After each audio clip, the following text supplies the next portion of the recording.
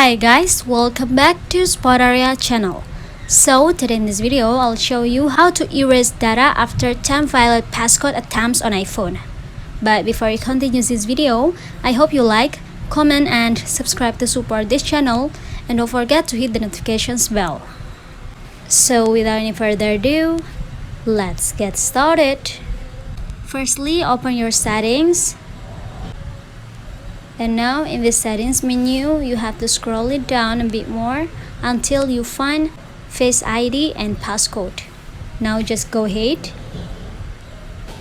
And yeah, in this part you have to enter your passcode first.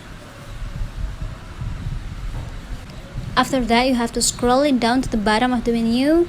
And now you will see Erase Data option. Just tap the button to the right of Erase Data. I'm gonna tap it right now. Then in this pop-up, tap the Enable button to confirm. Well, just it. I think it's enough. Thanks for watching this video.